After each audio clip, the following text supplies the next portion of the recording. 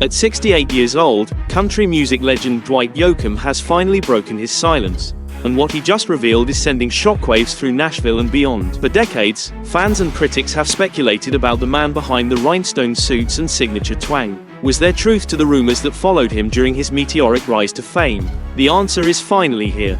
Dwight has just confirmed what many long suspected, and it changes everything. So buckle up, because this isn't just another story about guitars and Cadillacs. This is the real Dwight Yoakam, raw, unfiltered, and finally ready to tell it like it is. The outlier, the rebel, the greaser who never played by the rules. Before Dwight Yoakam became a household name in country music, his journey was anything but easy. It was a path paved with grit, rejection, and smoky late nights in back alley barrooms. In the late 1970s and early 1980s, he began performing in small clubs across Southern California, a place hardly known for its love of traditional country music. But Dwight didn't flinch. His brand of hillbilly honky-tonk cut through the noise, standing in sharp contrast to the polished, pop-heavy sound ruling Nashville at the time. He refused to ride the wave of the urban cowboy trend, instead digging deeper into Bakersfield grit and rockabilly roots. It wasn't easy. He struggled to get booked, playing 5-set nights in bars where fights were common and flying beer bottles weren't unusual. For Dwight, every gritty gig was a training ground. With no label support or radio play, he built a following the old-school way, one electrifying show at a time. Those years of grinding in the trenches didn't just shape his music, they became its soul. Interestingly, Yoakam's first trip to Nashville in 1976 didn't go as planned. He arrived ready to take on Music City, only to discover a scene more interested in polished studio acts and songwriters than raw, live performers. His high-energy stage presence and unvarnished authenticity didn't fit their mold. Nashville, he realized, was about publishing, not personality. So he made a bold choice: to break in from the outside. Prove that you didn't have to conform to make an impact. It was a risky move, but it paid off. Dwight's early rejection by the industry helped shape a musical revolution that would challenge, and ultimately change, the very foundations of country music.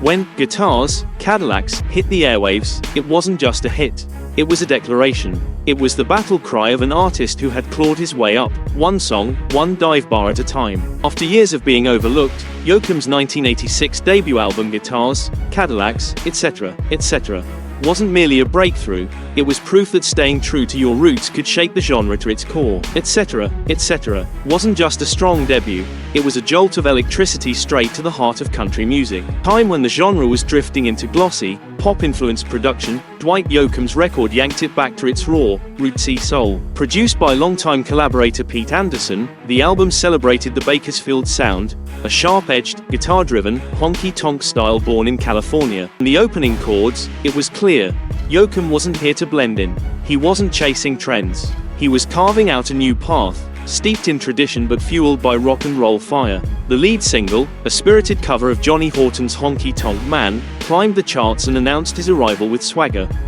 But it was the title track, Guitars, Cadillacs, that truly captured his essence. With its infectious riffs, lonesome lyrics, and unapologetic attitude, it became Yoakam's signature anthem, an ode to heartbreak, grit, and rebellion. Its success in both country circles and unexpected urban markets signaled something big.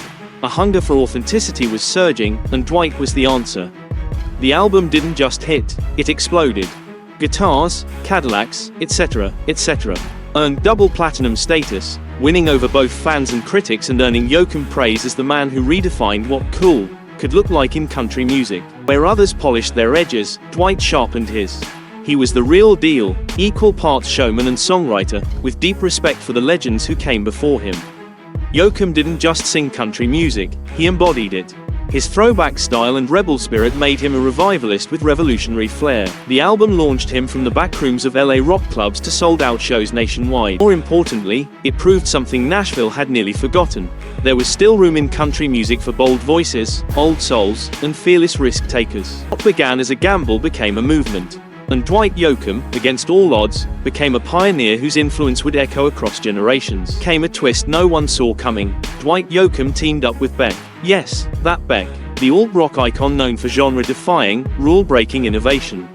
The collaboration marked a radical and refreshing chapter in Yoakam's career. Their creative connection began with 2012's Three Pairs, where Beck co-produced 2 tracks. It was an unlikely pairing on paper, but a powerful match in practice. Beck brought a spirit of experimentation that pushed Yoakam to explore new sonic territory, while Yoakam's traditional roots grounded the partnership in authenticity. Together, they blurred genre lines in a way that felt both bold and natural, proof that country music could evolve without losing its soul. One key moment from their time together says it all. During the recording of A Heart Like Mine, Yoakam laid down a scratch vocal and electric guitar track, something he typically wouldn't lead on. Beck heard it and insisted he keep the take. That moment became a turning point. Yoakam let go of perfection and leaned into raw emotion, reconnecting with the spontaneity that once defined his earliest performances. With Beck's encouragement, he tapped into the same fire that burned in smoky clubs decades before, adding new vulnerability and energy to his sound. Suddenly, Yoakam wasn't just reaching country fans, he was connecting with indie and alt-rock listeners, too. Tracks like Take Hold of My Hand and Rock It All Away blended pedal steel with lush harmonies and inventive rhythms. Result, a sound that was unmistakably Dwight, but with a twist, classic yet cutting edge. For Yoakam, the Beck collaboration wasn't about chasing trends. It was about creative liberation. Reminded everyone, including himself, that he was more than a country traditionalist. He was a boundary breaker, a sonic storyteller, a bridge between eras and audiences. Their partnership wasn't reinvention, it was evolution. And it proved that true artistry doesn't fade with time, it expands. But sometimes, creative evolution isn't about reinventing. It's about stripping away the noise to rediscover what matters. Beck may have seemed like an unlikely partner for a country icon, but his influence sparked something vital in Dwight Yoakam. A renewed appetite for risk. It wasn't just about experimenting for the sake of it. It was about remembering why he started making music in the first place. The Beck collaboration reaffirmed a truth Yoakam had always suspected. Real artistic growth comes not from chasing trends, but from embracing personal honesty. Instead of catering to industry formulas or chasing radio hits, Dwight leaned harder into intuition, letting his emotions guide the music. That shift unlocked a deeper level of self-expression in both his production and songwriting. It was a return to vulnerability, a willingness to embrace imperfection. And in hindsight, working with Beck wasn't a detour, it was a creative reclamation. A declaration that true artistry comes from trusting your gut and daring to be raw. While Yoakam built his legend with a guitar and stage swagger, his creative fire didn't stop at the edge of the spotlight. Even before he was a chart-topping country star, Dwight had discovered a second passion: acting. As a kid in school plays and community theater, he realized he had a knack for holding an audience's attention, and that early spark stayed with him. Though music remained his main focus, he quietly harbored ambitions to tell stories through another medium: film. That desire took a dramatic turn in 1996 when he landed a chilling breakout role as the abusive Doyle Hargraves in Sling Blade, Billy Bob Thornton's critically acclaimed drama. The performance stunned audiences. It was dark, intense, and shockingly raw, a far cry from the country star image most had come to know. Yoakam wasn't just dabbling in acting, he proved he belonged. The success of Sling Blade cracked the door wide open, and he stepped through with a quiet intensity that left its mark. From there, Yoakam quietly built an impressive acting resume. He appeared in thrillers like Panic Room and The Newton Boys, dove into action with Crank, and made quirky, memorable appearances on shows like Under the Dome and Wilfred. What set him apart on screen was the same thing that powered his music: emotional honesty. Dwight was drawn to characters who were complicated, layered, even damaged, the same way his best songs felt lived in and real. His acting had a grounded, almost rugged energy. It was never flashy, but always authentic.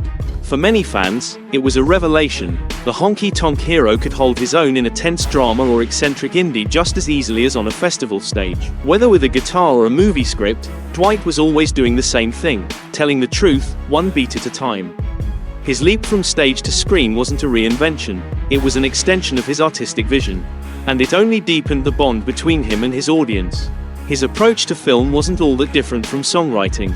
Yoakam often spoke about how both crafts follow a rhythm, a kind of emotional tempo that rises and falls. Whether he was writing a song or portraying a complex character, it always came down to the same question: what drives this person? Breaks them? What makes them real? That kind of emotional craftsmanship turned every role into a personal statement. Dwight didn't just play characters, he inhabited them.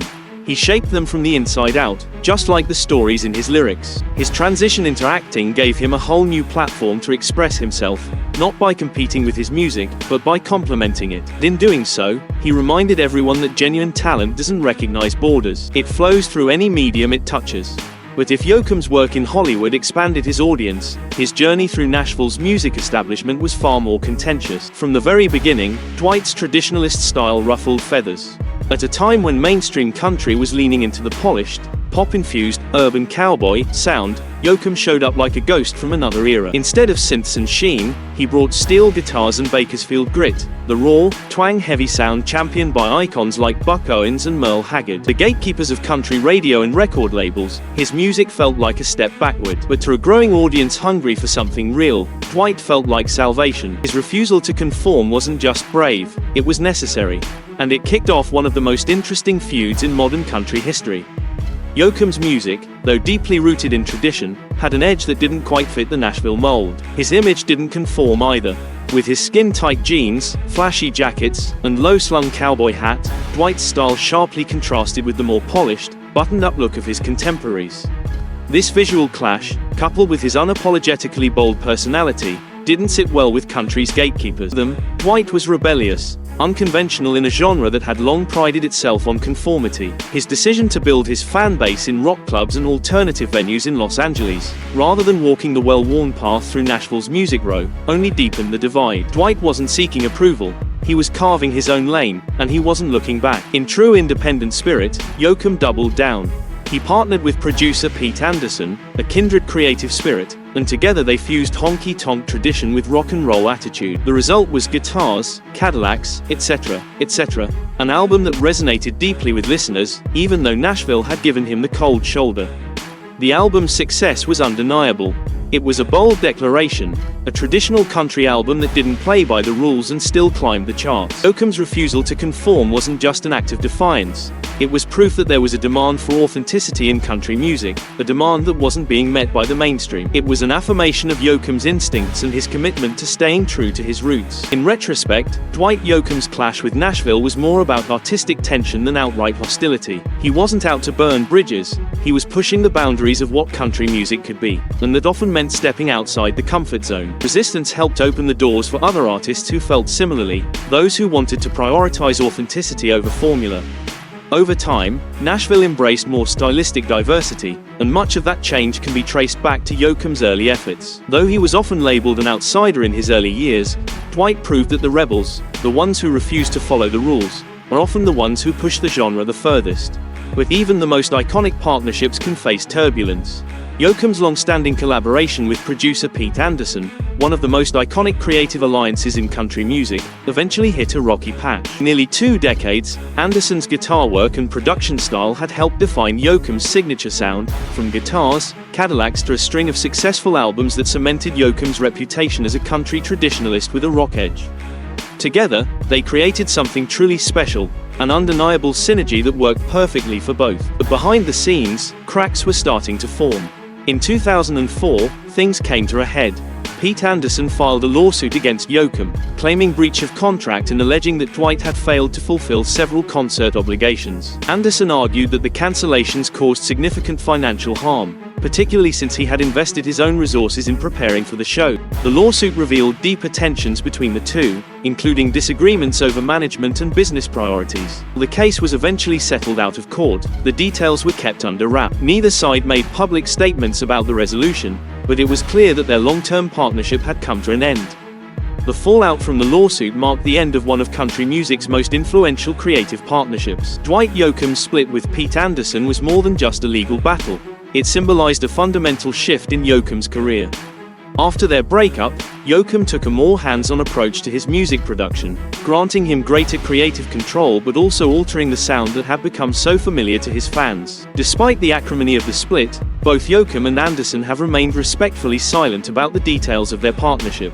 Their collaboration, though, is considered by many to be a golden era of Yoakam's career, with every album showcasing raw creativity and a commitment to artistic integrity. Fallout served as a stark reminder of the delicate balance between art and commerce, especially in long-term collaborations. While they never reunited professionally, the work they created together continues to influence new generations of musicians. Yoakam's later battles in the industry would further highlight his desire for ownership, pushing him to take control of his legacy both musically and legally. 2021, Yoakam launched another legal battle, this time against Warner Music Group. The lawsuit centered on his landmark debut album, Guitars, Cadillacs, etc., etc., a release that had revolutionized country music in the 80s. Yoakam alleged that Warner Music had failed to honor his legal rights under the Copyright Act, a law that allows artists to reclaim ownership of their works after a set period, typically 35 years after the original release. Yoakam claimed that the label continued to exploit and distribute his early music without his consent, violating the law. The Copyright Act's termination provision has become a tool for veteran artists seeking to regain control over their intellectual property. For Yoakam, who co-wrote much of his early material and shaped the sound of that era, reclaiming these rights was both a personal and legal milestone. His legal team argued that Warner's continued control over his music hindered his ability to manage and profit from his own legacy, a sentiment that resonates with many other artists in similar battles. Warner Music's defense focused on procedural issues. They questioned the validity and timing of Yoakam's termination notices. But the case never reached a public trial. In 2022, the two parties reached a private settlement, the terms of which were not made public. Although the specifics of the resolution remain unknown, the settlement likely involved an agreement on how Yoakam's early catalog would be handled and monetized moving forward. This lawsuit not only drew attention due to Yoakam's stature as a country music icon but also highlighted a growing issue in the music industry: musicians struggling to regain control over their own work, even years after its release. Yoakam's fight wasn't just about his catalog, it was about defending his creative legacy. His battle was a testament to his commitment to ensuring his contributions to music history were honored on his own terms. The case also serves as a cautionary tale and potential inspiration for other artists navigating the complex landscape of copyright law and corporate ownership. The 2000 film South of Heaven, West of Hell marked another ambitious chapter in Yoakam's career. His move into filmmaking was a bold step that would prove to be as controversial as it was ambitious. Not only did Yoakam star in the film, but he also took on the roles of director, writer, and producer. This was a project that showcased his dedication to storytelling, but also drew its fair share of criticism. The film, a Western drama, received mixed reviews, with many questioning the unconventional nature of Yoakam's artistic decisions. Regardless of the critical reception, South of Heaven, West of Hell remains a testament to Yoakam's restless drive to explore new creative horizons. Yoakam's ambitious venture into filmmaking with South of Heaven, West of Hell became a cautionary tale of creative overreach. Not only did Yoakam write, direct, co-produce, and score the soundtrack for the film, but he also took full creative control. The movie, which aimed to combine gritty Western aesthetics with psychological depth, featured an ensemble cast, including Vince Vaughn, Bridget Fonda, and Billy Bob Thornton. However, despite the star power and Yoakam's passion for the project, South of Heaven, West of Hell struggled to make an impact upon release. The film was widely panned by critics who described it as disjointed, self-indulgent, and overly ambitious. Its confusing plot, uneven pacing, and lack of coherence led to poor reviews and failure at the box office, as well as a lack of interest in its limited home video distribution. Critics noted that while Yoakam's intentions may have been artistically driven, his inexperience as a director was evident, contributing to the film's shortcomings. What was intended as a bold crossover into Hollywood instead became a cautionary tale about the risks of creative overreach. Financially, the movie was a significant drain on Yoakam. Major investors dropped out during production, forcing Yoakam to personally fund much of the film, even going into debt to complete it. This financial strain not only affected Yoakam's personal finances but also created tensions within his team. His band members and business associates were affected by the increased pressure, leading to professional rifts that would later manifest in lawsuits and management upheavals. Despite the backlash, South of Heaven, West of Hell remains an important chapter in Yoakam's career. It's a testament to his artistic vision and willingness to take risks, even if those risks didn't pay off. Looking back, most fans and industry experts view the film as a flawed experiment that didn't resonate with audiences, but not a total failure. Yoakam himself has rarely spoken publicly about the fallout, but the film's legacy endures as proof of an artist's refusal to play it safe, no matter the cost. If he was humbled by the experience, it only reinforced his determination to stay true to his vision, even when it came with high personal and financial costs. Dwight Yoakam's acting career also reflects his versatility and depth as an artist. After his breakout performance in Sling Blade, where he portrayed the intense and volatile Doyle Hargraves, Yoakam continued to land roles that showcased his range. In Panic Room, 2002, directed by David Fincher, he played the chillingly menacing intruder, Raoul. His quiet cruelty and understated menace made him one of the film's most memorable characters, a stark contrast to his musical persona. Yoakam's acting talent didn't stop at drama. He also explored comedy and surrealism in roles such as his memorable cameo in Wedding Crashers, 2005, and his eccentric turn as Dr. Cahill in the quirky FX series Wilfred.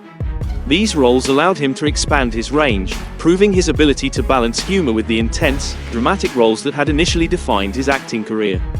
In Under the Dome, Yoakam showcased his talent for serialized television with steady performances that added depth to ensemble casts. He often compares his acting process to his music, both driven by authenticity, heart, and a deep respect for storytelling. Early theater experiences helped him gain the courage to take on challenging roles and trust his instincts. For Yoakam, acting isn't about chasing fame but about exploring raw, human emotions central to his songwriting. He sees his music and acting careers as two parts of the same artistic fabric, both focused on conveying emotionally authentic stories. This commitment to truth in his craft has allowed his fans to feel his vulnerability, whether on stage with a guitar or in front of a camera. As Yoakam enters the next chapter of his career at 68, he remains as passionate as ever, evolving as both a musician and actor. He continues to embrace new creative ventures while preserving the authenticity of traditional country and honky-tonk music. As a mentor to emerging artists, Yoakam is committed to keeping the heart of country music alive, while his SiriusXM show, Dwight Yoakam and the Bakersfield Beat, highlights both classic influences and underrepresented voices in the genre. Beyond music, Yoakam is eager to explore additional acting roles and potentially delve into directing or producing. With his keen eye for narrative and deep understanding of character development, he seems poised to expand his creative horizons in film. His past success in award-winning films, coupled with his introspective approach to acting, suggests he's only scratching the surface of his potential in cinema. Yoakam's versatility ensures he thrives across various creative fields while maintaining the integrity that's become his trademark. His legacy is far from complete. It will be shaped not only by his own work but by the lasting impact he's made on American music and film. His innovative approach, respect for tradition, and bold individuality have firmly established him as a true original. Whether he's releasing new music, performing his iconic hits, or taking on new roles in film, fans can always expect the same raw power and emotional depth that has defined Yoakam's career. The future may be uncertain, but for Dwight Yoakam, it's another open road filled with possibilities, purpose, and an enduring passion. Key factor in Yoakam's future is his evolving relationship with fans. Longtime followers remain loyal, while a new generation discovers his music through streaming and collaborations, reflecting the timeless appeal of his songwriting. With a growing online presence and a reputation as a no-frills, authentic performer, Yoakam is ideally positioned to bridge the gap between tradition and modernity, proving that real talent only deepens with age. Thanks for watching this deep dive into Dwight Yoakam's legacy. If you enjoyed it, be sure to hit that like button to show your support. Have thoughts on Yoakam's journey or memories tied to his music? Drop a comment below. We'd love to hear from you. Don't forget to subscribe and ring the bell so you never miss a story. Tap the next video on your screen for more untold stories and music history.